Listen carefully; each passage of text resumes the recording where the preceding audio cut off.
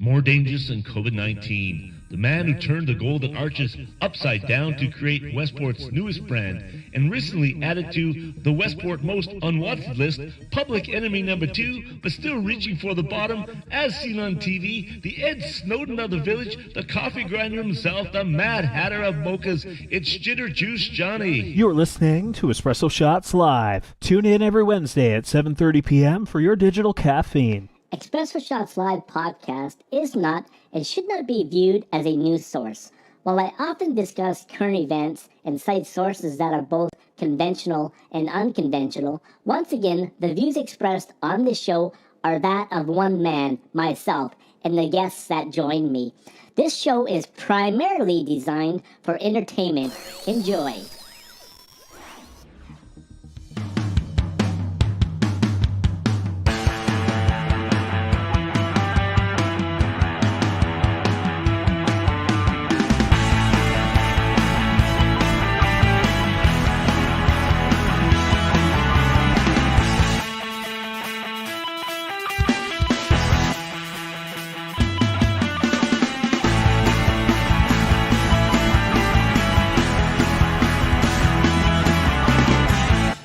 Bob always watches the show. Bob always watches, and he always tells me what you've been talking about and everything, and it all sounds, right on as far as I can tell.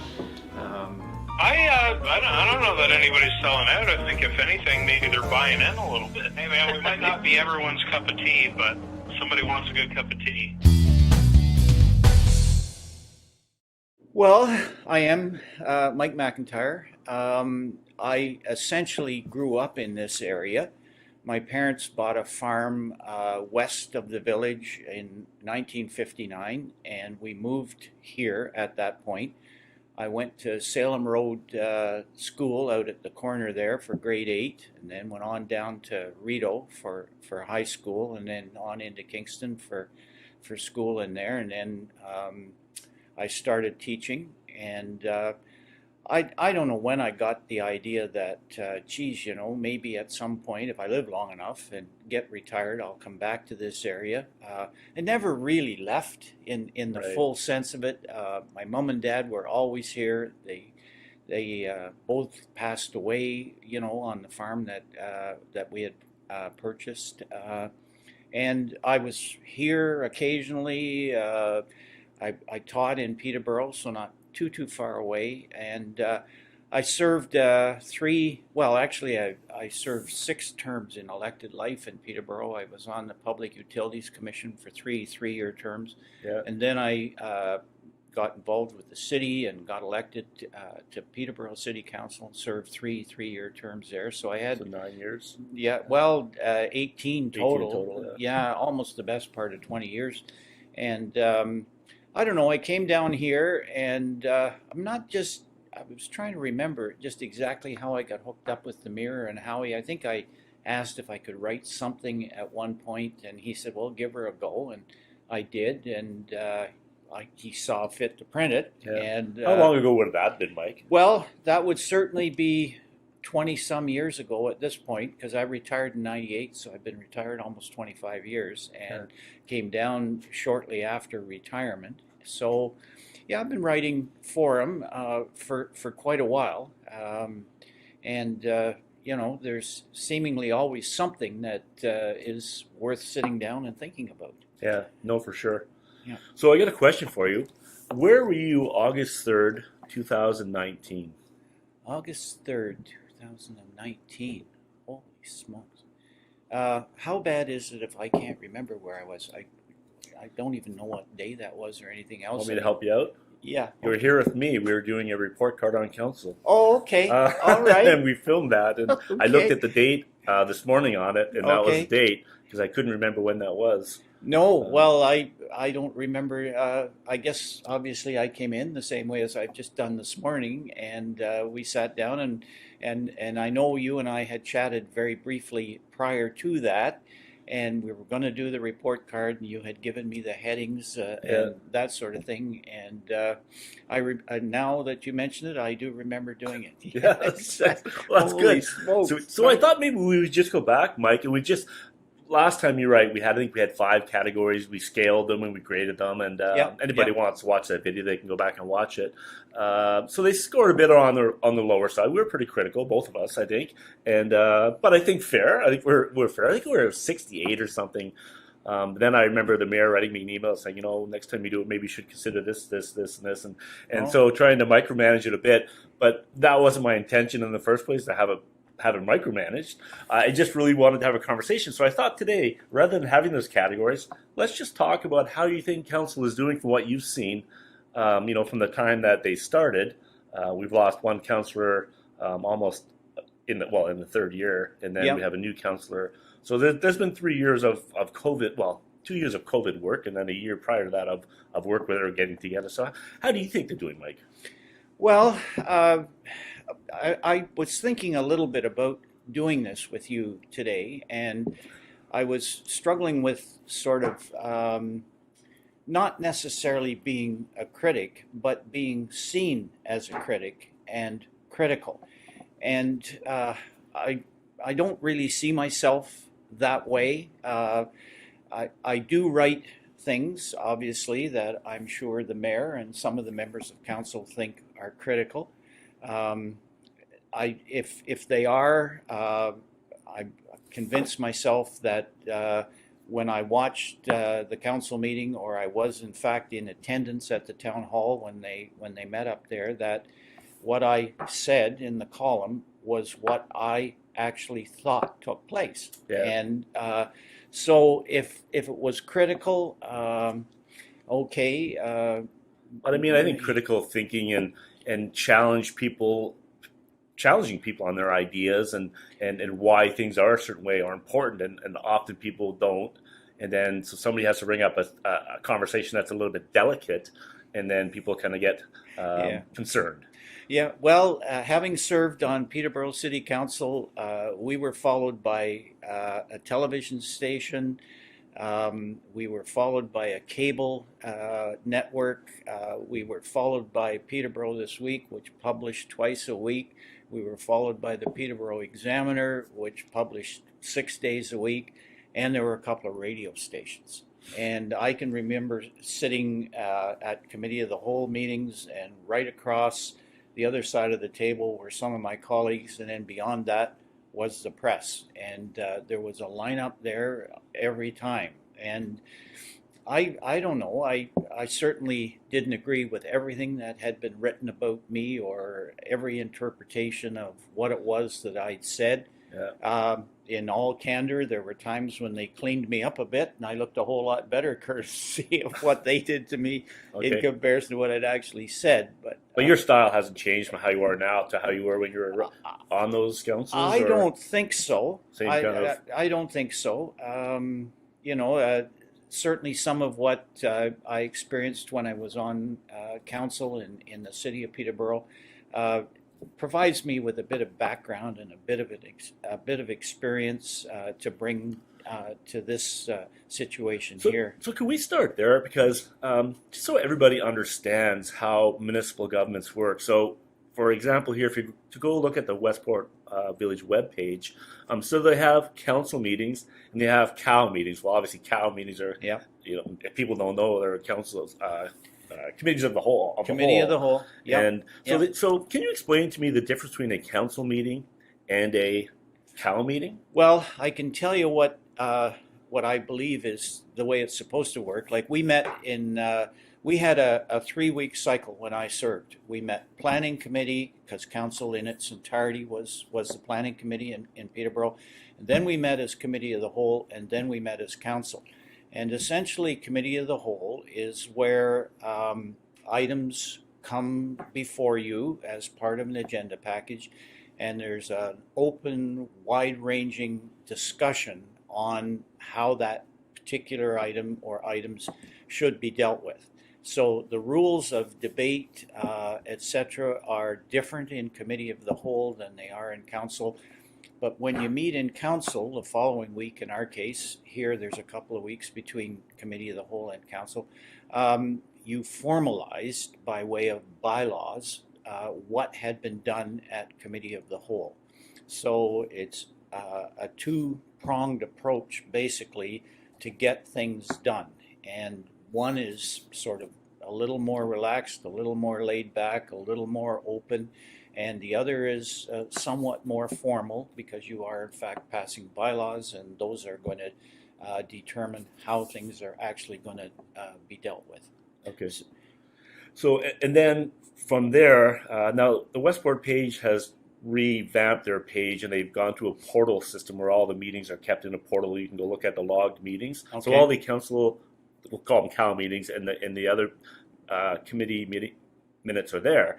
But I can't seem to find, and I haven't been able to find for the last few weeks, the special, and I don't even know what the term is, Mike, the special councils or the subcommittees or those committees that they had or they have. Where are the notes on that, and what are they like? Well, that's an interesting point you raise, because it's my understanding that, courtesy of COVID, to a large extent, there haven't been a lot of meetings of committees of council. So, one, I guess, shouldn't be surprised that if you go looking for minutes of meetings, there aren't any, because the committees have not met. Yeah, well, they were there. And even prior to COVID, like there was a year before COVID that the council was there. Yeah. I used to read the minutes, and it would be like one sentence would be the agenda, and then one sentence would be, okay, we're going to meet again.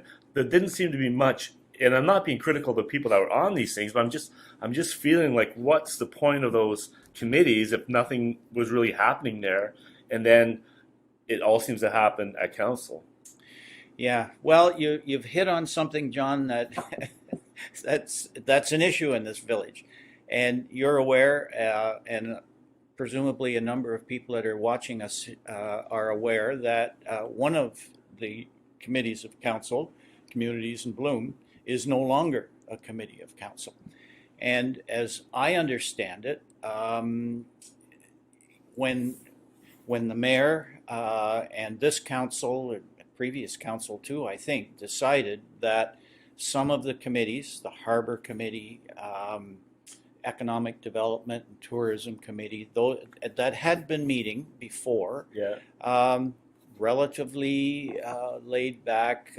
There might have been an agenda, there might not, that sort of thing, that it was perhaps from the mayor's perspective a little willy-nilly. Yeah. And so I believe she decided, and council presumably agreed with it, that the committees of council should be somewhat more formal, and that they should operate the same way as council or committee of the whole operates. So you need a formal agenda, you need the appropriate amount of notification of when there's going to be a committee meeting, and you need essentially a formal set of minutes as to what was done. And there certainly was a transition between when things were done sort of a little less formal to where all of a sudden, or over a period of time, they were going to be more formal.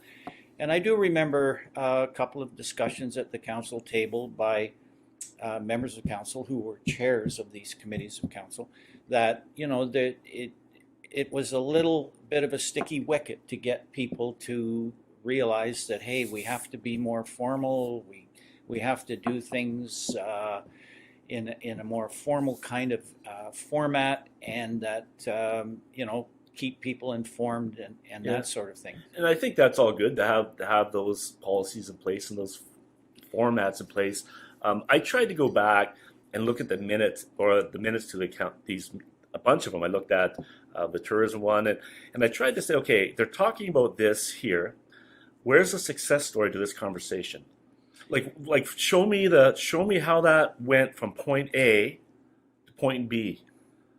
Yeah, well, and again, you've hit on something. I think it was made pretty clear from the get-go that these committees of council were advisory bodies. So they would meet, they would do their business, and I can remember reading minutes from various committees of council, because they would come out with the agenda package and be received by committee of the whole. And I can remember looking those over and thinking, okay, that was an interesting discussion. Now, where does it go from here? I mean, your point is well taken, because those committee meeting minutes are essentially reviewed by council. They are part of council's package that they get prior to committee of the whole. And I know, watching, that the mayor frequently says, now, anybody want to comment on anything that's in any of the minutes? Bearing in mind, again, as I said initially there, they are advisory committees. Right. And if something came out of a committee and didn't go any further, it's probably fair to say that council wasn't prepared to go there yet, maybe. I don't know. But how should that process look? Like, how should it work? Well, Like, I mean, I would think that you have your minutes, you have your meeting, you create your minutes, you make some recommendations, you submit it to council as an advisory committee. Yep. And council would say, okay, no, we're not going to follow through, or we're going to table this, and then there would be some. I mean, is that how it actually works? Because I don't seem to be able to find that flow when I look through stuff. well, you're right. I mean, that's what should happen. Okay. I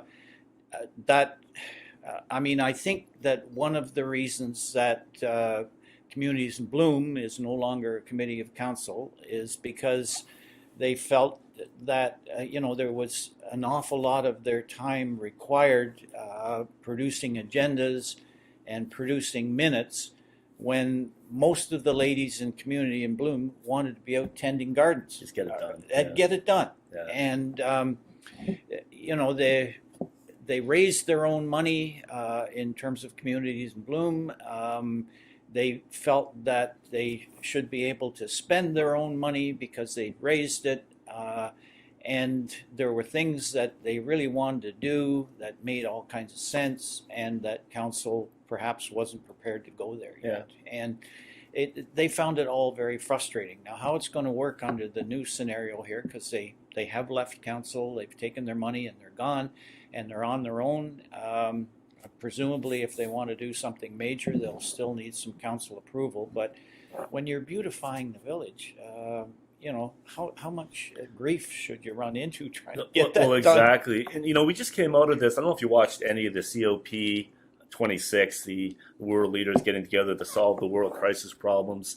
And really, if you think about it, I did a show on it last week. It's not about top-down fix. It's about a bottom-up fix. Yeah. And it comes from, if you're going to rebrand the village, or you're going to look at the village in certain ways, being green needs to be a big part of what we're doing. And Westport and Blooms, let's face it, I mean, the things that they're doing play right into that hand, where we want to be able to make sure that the village is sustainable. But that doesn't even seem to be on the table at this point, which kind of bothers me a little bit, because I heard so many people say, like, that's something really should be dealt with at the municipal level, and then kind of go up. Yeah. Well, as far as I know, there is no green committee of council in the village of Westport. Perhaps that's the role that Communities in Bloom has been playing. I mean, your point is well taken.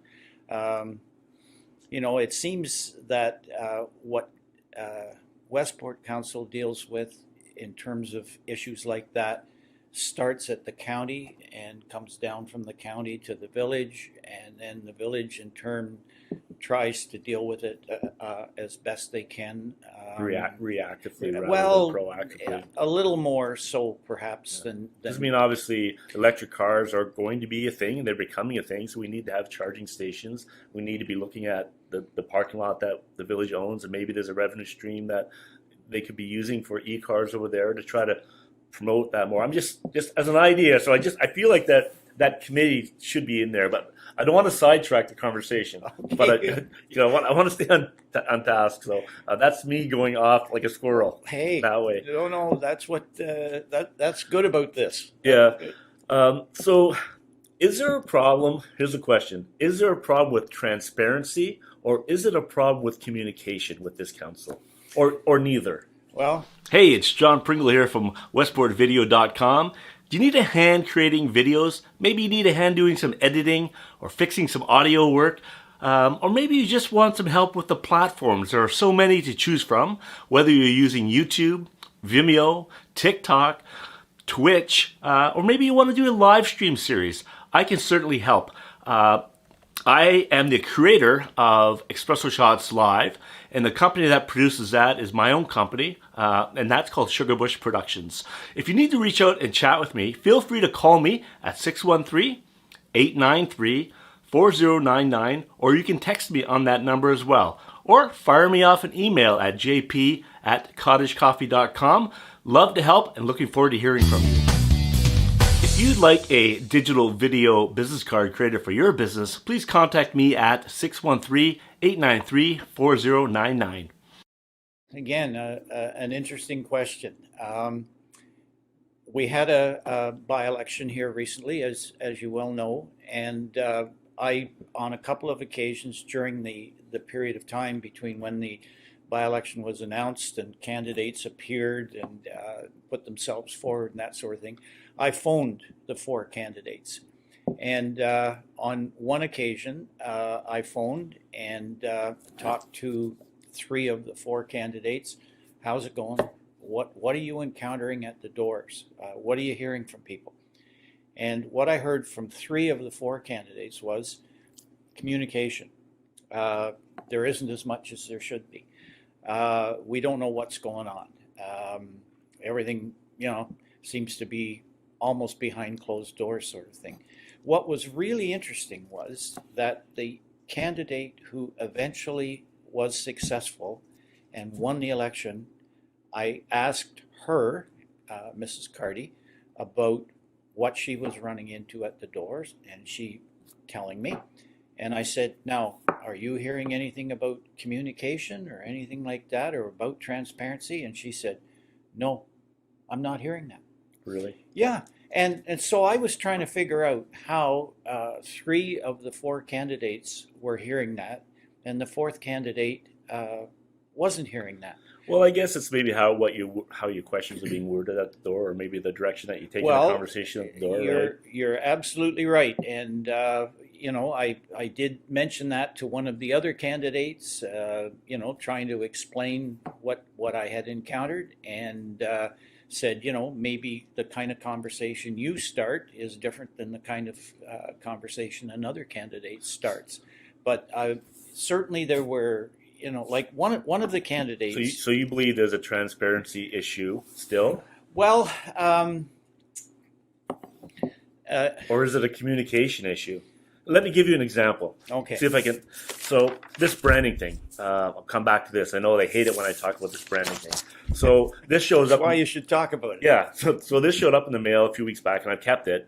So obviously they're asking for the input of everybody. It says, join in and help develop the new Westport brand. Community input is needed, October, November. So the month of October, they set up a Survey Monkey where you can put in your 3 words to kind of help come up with a branding slogan or an idea. And then step 2, in November, this is from Robin Jones in council. So the top selections from step 1 will be published, and the community will be asked to develop a slogan or a tagline using them. More information on this will be provided November 1st. Well, we are past the 1st. Yes. And I have yet to hear anything about this. I know my brother actually sent Robin a email about it, because like they're saying that they're going to put a team together of counselors and people to get to this step. Well, where was the involvement at this step? There just didn't seem to be any involvement at that step. So this all kind of happened. Not really. I don't know who these people are that were working on this section other than council, but we're past the 1st. So the response was, well, we'll have that by the 18th. Well, and then shouldn't you revise this and send that out and communicate with the community that's waiting to get involved? What's actually happening? Yeah. Now you and I mentioned transparency, communication very briefly when you asked me about doing this, and I was thinking about it a bit before I got here, and communication is kind of a two-way street. And I well remember one of the candidates, when I called him and I asked him about transparency and communication, he said to me, "You know, Mike, one of the individuals running in this election ran in a previous election, and he came around to see me during the campaign, and we talked, and then he served 4 years, and during that 4 years, I never heard from him again." So, okay, whose responsibility is it to initiate communication to start with? I guess maybe what this individual was saying was that if he was fortunate enough to get elected, he would spend a lot of his time going around talking to people, trying to find out what they're thinking, rather than touching base with them during an election campaign, and after that, waiting until the next election and maybe touching base again.